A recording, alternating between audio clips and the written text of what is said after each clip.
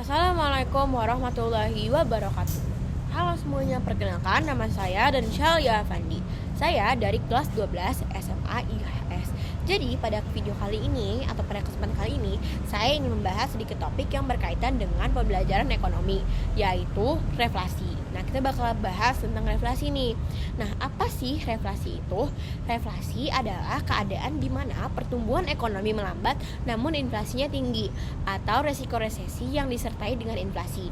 Banyak juga yang mengatakan bahwa reflasi merupakan singkatan dari resesi dan juga inflasi. Nah, kalau menurut KBBI sendiri, reflasi adalah usaha untuk mengembalikan nilai uang ke nilai sebelum inflasi terjadi. Nah, dalam kondisi ekonomi yang sedang melemah, terjadi kenaikan harga yang cukup drastis atau dikenal sebagai inflasi. Nah, ketika ekonomi sedang melemah, maka daya beli masyarakat juga akan berkurang. Alhasil, tingkat permintaan barang dan jasa pun akan menurun. Menanggapi hal tersebut, pemerintah akan mengambil tindakan untuk merangsang perekonomian yang menyebabkan kenaikan harga. Nah, hal inilah yang dapat kita sebutkan dengan reflasi. Reflasi terjadi ketika adanya kenaikan harga pada saat kondisi ekonomi masih dalam situasi rentan atau penurunan daya beli dan permintaan. Dari gambaran tersebut, pasti kita udah tahu kan gimana susahnya masyarakat ketika mendapati dampak masalah ekonomi ini jika sampai terjadi. Jadi jangan sampai terjadi ya di Indonesia. Nah, ketika permintaan naik, maka harga barang juga akan naik. Alhasil terjadilah inflasi dalam kondisi resesi. Akibatnya harga-harga semakin naik, namun kondisi ekonomi masih melemah. Muncullah kondisi yang dikenal sebagai reflasi. Jika dalam kondisi inflasi normal aja masyarakat sudah kesulitan memenuhi kebutuhan hidup, banyak pengangguran, dan lain sebagainya, maka kondisi reflasi ini akan lebih parah lagi. Jadi jangan sampai terjadi di Indonesia.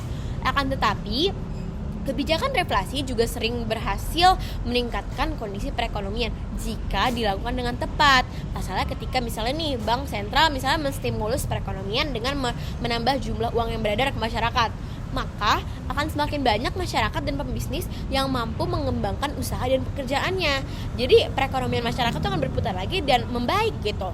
Hasil kondisi ekonomi dapat pulih sebelum mengalami penurunan yang parah atau bisa juga disebut dengan kontraksi. Namun kebijakan tersebut harus dilakukan dengan sangat hati-hati. Sebab jika stimulus berlebihan sedikit aja, maka reflasi dapat berubah menjadi inflasi langsung karena semakin tingginya permintaan dan menurunnya daya beli masyarakat. Contoh reflasi yang pernah terjadi dimulai akibat pandemi COVID-19 ketika orang-orang didesak untuk tinggal di rumah dan membatasi berbagai kegiatan ekonomi mereka. Akibatnya nih, banyak orang yang mengalami penurunan pendapatan bahkan sampai kehilangan pekerjaan mereka. Hal ini menyebabkan melemahnya daya beli masyarakat dan terjadilah penurunan permintaan. Untuk mengatasi kondisi tersebut, pemerintah kan menyalurkan berbagai bantuan sosial tuh, mulai dari pinjaman modal sampai subsidi, upah dan segala macamnya. Tujuannya untuk menstimulus perekonomian dan menggerakkan permintaan barang. Jadi biar perekonomian masyarakat itu berputar gitu, gak stuck di situ-situ aja. Jika dilakukan dengan tepat, cara ini bisa banget buat mulihin perekonomian dengan cepat.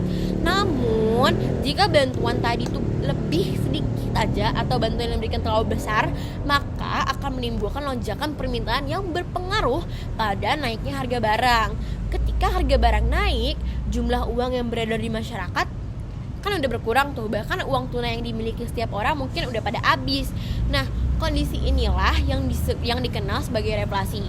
Kenaikan harga barang pada saat kondisi ekonomi tengah mengalami kemunduran. Contoh lainnya itu kita bisa lihat ketika misalnya lagi ada konflik politik atau apapun itu yang menyebabkan tersendat nih kegiatan ekonomi masyarakat. Nah, pemerintah itu memberikan bantuan misalnya berupa uang itu tuh dengan tujuan agar masyarakat bisa memutar lagi kondisi ekonominya. Mungkin entah mereka kembangkan untuk menjadikan usaha atau mereka jadikan bantuan atau bantalan mereka dalam bekerja dan mencari uang lebih banyak lagi. Nah, ini tuh bakal tepat dan bakal menyelesaikan masalah jika digunakan dengan baik dari pemerintah maupun dari masyarakat. Ini tuh nggak bisa kalau cuma satu pihak aja yang bekerja. Karena kalau pemerintah udah ngasih porsi bantuan yang pas ke masyarakat, tapi masyarakatnya yang malah tidak menggunakannya dengan benar, itu malah jadi masalah baru lagi. Malah jadi pemerintah kehabisan uang untuk diberi bantuan, masyarakat juga nggak ada keuntungan apa-apa, dan perekonomian makin memburuk gitu. Nah, untuk mengatasi kondisi ini, pemerintah perlu terus bisa menjaga momentum daya beli masyarakat untuk tetap mendorong pertumbuhan ekonomi nasional. Oleh sebab itu, pemerintah perlu terus menstimulasi daya beli masyarakat melalui berbagai paket kebijakan perlindungan sosial. Pemerintah perlu memprioritaskan perlindungan sosial guna untuk melindungi masyarakat di tengah kondisi ekonomi yang masih penuh dengan ketidakpastian tadi gitu. Nah, jadi itu aja dari saya. Sekian dari saya. Wassalamualaikum warahmatullahi wabarakatuh.